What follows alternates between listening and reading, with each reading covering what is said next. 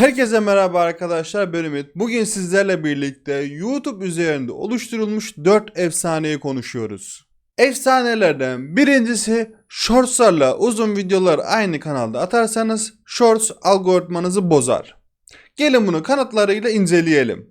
Shorts algoritmanızı bozduğu dönem var mıydı arkadaşlar? Evet, vardı. Bu Shorts'un ilk çıktığı zamanlar, yani ilk çıktığı sene boyunca Shorts algoritması uzun video algoritmasını bozuyordu. Ancak Shorts'lardan ücret ödenmeye başladıktan sonra herhangi bir şekilde algoritma bozulmadı. Sadece 2 hafta öncesinde sanırım 5 Mart civarları, 5-6 Mart civarlarıydı. O zaman kısa süreli bir algoritma hasar verildi. Ancak hemen zaten o günün sonunda bu durum düzeltildi. Yani herhangi bir sorunla karşılaşmadınız. Sadece o tarihler arasında verilerinizde hızlı bir düşme görebilirsiniz. Bunun dışında peki gerçekten de shorts attığımız zaman algoritma bozuluyor mu? Aslında bence bozulmuyor. Gelin şimdi bunu kanıtlarıyla size göstereyim. Shortslarıma geldiğim zaman ben 27 Şubat'ta, 1 Mart'ta, 4 Mart'ta ve 7 Mart'ta olmak üzere toplamda 4 shorts yayınlamışım. Şimdi unutmayalım ki bakın 1 Mart'ta bir shorts atıyorum ve gördüğünüz gibi shorts izlenmem hemen yukarıya çıkıyor. Peki o gün ne oluyor? 1 Mart gününe geliyorum. Bakın 1 Mart günündeyim. Uzun videolarımdan herhangi bir değişme yok. Şu anda aynı. Hemen ertesi günlere bakıyorum. 2 Mart'a bakıyorum. Uzun videolarımın izlenmesi artmış. 3 Mart'a bakıyorum. Gene uzun videolarımın izlenmesi artmış. Şimdi eğer Shorts algoritmayı bozuyor olsaydı uzun videolarımızda aşağı yönlü bir ivme olması gerekiyordu. Ayın 4'ünde uzun video paylaşmışım ve aynı zamanda o gün bildiğiniz gibi Shorts da paylaştım. Yine bakıyorum herhangi bir yükseliş yok. Evet, bakın şu arada bir veri düşüklüğü oldu, ancak bu herkeste oldu. Diğer kanallarımda da var. Çok bir kanaldı galiba, yanlış hatırlamıyorsam. O kanalda bu veri düzeltilmişti. Onun dışında bu arada bir düşüş olduğunu söyleyebilirim. Ancak bunun sonrasında algoritma düzeldi ve herhangi bir standart izleme sürelerime tekrardan geri döndüm. Shorts'larda dikkat etmeniz gereken en önemli şey ise kanalınıza etkisi değil arkadaşlar. İzlenme tercih edilen oranınız. Şimdi kanala zarar vermesi için, yani sizin kanalınıza genel olarak bir zarar verebilmesi için Shorts'larınız izlenme oranının çok düşük olması lazım. Yani sizi Shorts'larda insanlar izlemiyor olması lazım ki bu kanalınıza çok az da olsa bir etkisi olması gerekiyor. Bu ne demek istiyorum arkadaşlar? Yani eğer sizi kullanıcılar Shorts'larda tercih etmiyorsa uzun videolarda da tercih etmiyor. Bildiğiniz gibi her ikisini izleyen izleyici sayısı diye bir oranımız var. Shorts'ları izleyen izleyicilere uzun videolarımız önerildiği için bu sebeple zaten Shorts'unu izlememiş adam, uzun videonu da izlememiş.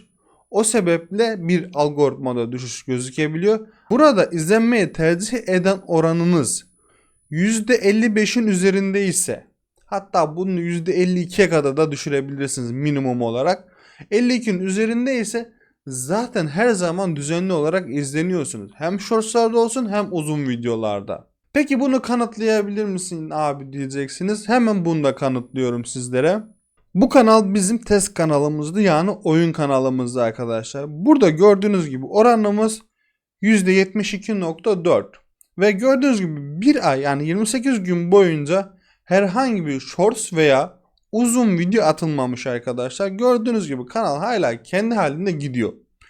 Peki bu sadece bir aylık dönemde mi oluyor? Yani benim oranım çok iyi ama işte bir aylık oldu. Hayır arkadaşlar, ben bunu bir yıla çekeyim. Bakın, bir yıldır shorts atmıyoruz.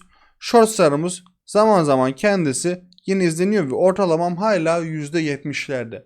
Yani siz eğer insanlara izletebiliyorsanız bu zaman geçmeksizin, yani ister bir ay olsun ister 5 ay olsun o videonuz aynı seviyede önerilmeye ve izlenmeye devam ediyor. Hatta ara sıra da küçük oranlarda da olsa patlamalar yaşıyor ve devam ediyor bu şekilde. Yani sizin önemli olan izleyiciyi tercih eden kullanıcılarınızın %70'i, %60'ı, %55'in üzerinde olmasıdır. Burada gördüğünüz gibi herhangi bir uzun video da atılmamış bu süre boyunca. Yani kanal sadece shortslarla beraber ilerlemeye devam etmiş.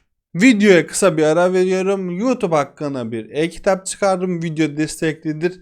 Eğer ilgileniyorsan ve kendini geliştirmek istiyorsan bir göz atabilirsin. Mutlaka fayda sağlayacaktır sana. Bu video yayınlandığı tarih itibariyle yaklaşık 3 gün sonra kitabın güncellemesi geliyor. Kitabı satın alanlar yıl sonuna kadar güncellemelerden ücretsiz yararlanıyorlar. Eğer sen de kitabı almak istersen ve incelemek istersen açıklamalardan göz atabilirsin. Videoya devam edelim. Yani shortslarla uzun videoları aynı kanalda atmak algoritmanızı bozmaz. Neydi şartımız? Ama izlenmesi gerekiyor. İzlenmiyorsa atmayın kardeşim. Demek ki senin kitlen sadece uzun video seviyor. O zaman shorts atma. Atacaksan farklı bir kanal aç. Orada at. Orada tutan shortslarından ilham alarak kanalına yeni shorts atarsın. Ancak eğer kanalında uzun videoların izleniyorsa shorts atmana gerek yok. İkinci efsane, YouTube'da reklam kullanırsan YouTube'dan para kazanamazsın veya YouTube'dan izlenme alamazsın daha. YouTube kanalını dibe sokar. Sürekli olarak reklam vermek zorunda kalırsın. Bu da yalan arkadaşlar. Gelin bunu da kanıtlayayım sizlere. Burada trafik kaynağına baktığınız gibi herhangi bir YouTube reklamcılığı göremezsiniz arkadaşlar. Şu anda son altta var ama gördüğünüz gibi 0 yani. Herhangi bir YouTube reklamcılığı verilmemiş. Peki 365 güne çekiyorum. Bir yılda bu kanala bakıyorum. Gördüğünüz gibi YouTube reklamcılığı verilmiş ve kanal hala devam ediyor. Yani izlenebiliyor. Reklamcılığın süresine baktığımızda 2023'te burası YouTube reklam betayı tanıtımları denediğimiz alan. Yani biz ne zaman reklamı bırakmışım ben? 12 Eylül 2023 itibariyle kanalda reklamı bırakmışım ki para kazanmam da bu tarihlerde açıldı diyebiliriz. Şu tarihler arasında bakıyorum. Herhangi bir izlenmelerimde değişme olmadığını görebilirsiniz. YouTube aramalarımdan gördüğünüz gibi hala aynı şekilde devam ediyor ki bu son zamanlarda daha çok içerik ürettiğim için daha hızlı bir artış olduğunu görebilirsiniz. Bunun dışında yine bunu bir ikinci kanaldan da kanıtlayabiliriz. Bakın yine oyun kanalımıza geliyoruz ve oyun kanalımız hiçbir şey yapmadan, aylık olarak herhangi bir şey paylaşılmadan gördüğünüz gibi YouTube reklamcılığından sadece bir izlenme almış. Onu da ne zaman almış? Şurada bir izlenme var. Başka herhangi bir YouTube reklamcılığından izlenme yok. Peki bunu bir yıla çıkartıyorum. YouTube reklamcılığım nerede? Şu anda 4. sırada. Gördüğünüz gibi YouTube reklamcılığını seçiyorum. Bir yıl içerisinde nerede reklam verilmiş? Sadece şu aralıkta reklam verilmiş bak. Bir de şurada kaç? 35-40 o civarda. Bakın burada gördüğünüz gibi YouTube reklamcılığı bu seviyede verilmiş. YouTube reklamcılığı verildikten sonra o zaman bizim algoritmamızın düşmesi gerekiyor. Yani inanışa göre. Son 90 güne baktığımız zaman algoritmamız hala kendisi devam ediyor izlenmeye. Gördüğünüz gibi 6900 görüntülenme alıyor. Ve YouTube reklamcılığından sadece 3 kişi gelmiş ki niye gelmiş onu da bilmiyorum. İlla ki reklam denedik bu sıra. Onun dışında herhangi bir YouTube reklamcılığından izlenme gelmemiş arkadaşlar. Ve izlenme gelmemesine rağmen aynı performansa kanal izlenmesi devam ediyor. Yine bunu 365 güne çıkardığımızda Shorts izlenmeleriyle YouTube aramalarını da aktif ediyorum ki bu grafikte daha rahat bir şekilde görebilelim. Yani reklam olduğunda bir performans düşüklüğü oldu mu? Hayır, olmamış. Sanırım şunu şöyle 90 güne çekersek yine görebiliriz. Dönem dönem kanal kendisi patlamış ve düşmüş. Bir sonraki efsane ise YouTube'daki topluluk önemli değildir. Yanlış arkadaşlar, YouTube'daki topluluk önemlidir. Kullanılması gerekir. Topluluk kanalınızın aktivitesini arttırır, önerilmesini arttırır. Aynı zamanda size beğeni ve abone kazandırır. Ben ne zaman kendi kanalımda kullansam ve kullandırsam her zaman aynı sonucu alıyorum. Bakın ben son zamanlarda yine gönderi atmaya başladım bu videoya çekeceğim için. Bakın yine aynı şekilde gördüğünüz gibi hızlı bir şekilde ivmelenmiş. 6 abone gelmişti. İkisi sonradan tekrar etmiş. İkisi sonradan geri gitmiş. Ancak 4 abone kazandırmış bize. Kaç 7 kişiden 14.000 kişiden 4 abone kazandırmış bize. Ki bu bir eğitim kanalı. Eğlence kanallarında bu oranlar daha yüksek.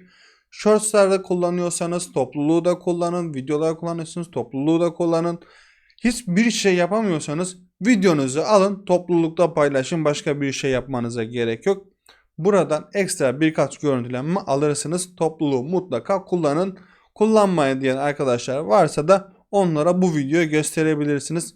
Topluluk her zaman kazanmıştır. Şöyle bir yıla bakarsanız da ben dönem dönem topluluğu kullanmışım. Her ne zaman topluluğu kullandıysam benim abonemde bir artış olduğunu görebilirsiniz.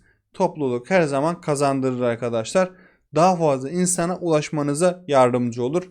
Topluluk hakkında bir videom var. Mutlaka o videoyu da izleyerek topluluğu nasıl kullanmanız gerektiğini öğrenebilirsiniz. Ve dördüncü hurafe arkadaşlar, aboneniz olmazsa para kazanamazsınız. Bu da yanlış arkadaşlar. YouTube'da aboneniz 1000 aboneden sonra çok bir önemi olan bir konu değil arkadaşlar. Bunun sebebi ise YouTube'da abone olmasanız bile bir video izliyorsanız size aboneymiş gibi önerilmesidir. Önemli olan burada izlenmesidir. Zaten YouTube'dan kazanılan para işte abonelerinden gelen para ile işte abone olmayanlardan gelen para arasında gibi bir kavram söz konusu değil. Söz konusu olmadığı zaman da ne oluyor arkadaşlar? Böyle bir kavrama ihtiyacınız olmuyor. Yani kafa karışıklığına bir sebebiyet vermiyor. Burada önemli olan bir videonuz kaç kere izlendi, kaç dakika ortalama izlendi ve hangi kategoriden ve hangi ülkeden izlendi. Sadece bu parametreler önemlidir. Bunun dışında aman benim abonem 6000 aboneymiş, benim abonem 4000 aboneymiş herhangi bir önemi yoktur. Hangi şekilde olursanız olun her zaman daha önemlisi izlenmedir arkadaşlar. Biz burada 4000-5000 abone ile 10 milyon 100 milyon gibi shortslar izlenip yani patlama yapan shortslar izlenip kanalları da gördük ki sadece o videodan 50-60 bin abone kazanıyorlar. Yani abone olması her zaman gelirinizi arttıracağı anlamına gelmez. Konunuz çok spesifik bir konudur arkadaşlar. Aboneniz azdır ancak kazanmanız yani YouTube geliriniz daha fazladır. Bu 4 efsane hakkındaki deneyimlerimi sizlerle paylaştım arkadaşlar. Eğer sizde bunun aksini kanıtlayacak bir durum varsa benimle paylaşırsanız sevinirim. Sonuçta insanız ve önümüzdeki verilerle yorum yapıyoruz. Ters bir veri görmek ufkumuzu açacaktır. Bir dahaki videoda görüşmek üzere. Beğendiyseniz abone olmayı unutmayın.